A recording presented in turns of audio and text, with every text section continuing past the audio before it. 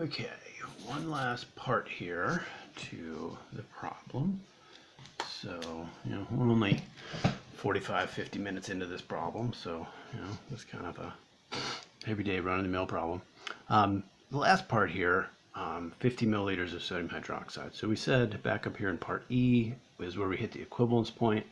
So what's happening here is we're adding more base after we've passed the equivalence point. Now, we want to think about this problem, this part of the problem, the same way we did the others. And that's by looking at the reaction between the weak acid and the strong base first, and seeing what components we have that are relevant to calculating the pH. So initially, the amount of acid really hasn't changed since part A, is 0.1.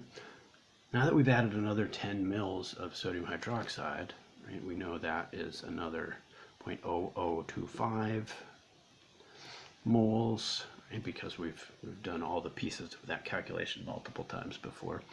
So what's different here is the acid now is our limiting reactant. The sodium hydroxide now is in excess. Now that means all of the weak acid is going to be converted into its conjugate base form. So we'll have 0.01 mole of A minus in this solution, just like we had for part E. But we're also going to have some of the sodium hydroxide left over. So we'll have 0.0025 moles of sodium hydroxide left over in the solution. So we're in a position now where we have a weak base and a strong base. Now, the weak base we know has a really low equilibrium constant in the range of 10 to the minus 10th, right? And a strong base is completely dissociated. So when we have both a strong base and a weak base in solution, we can ignore the contribution of the weak base. All we really need to do here is calculate what would the pH be based on the concentration of hydroxide from the strong base.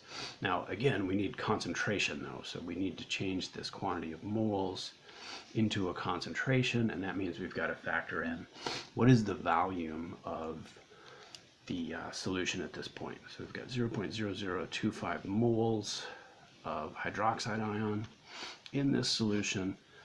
Started with 40 mils, we added 50 mils, that's 90 milliliters, so 0.09 liters of solution.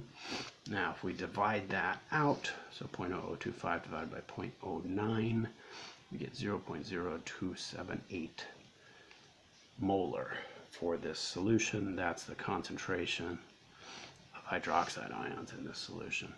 We can take the negative log of that. That'll give us the pOH. Again, be careful there. Sometimes you can go straight to pH if you're solving for hydronium, but if you're solving for hydroxide, you've got to work in that extra step.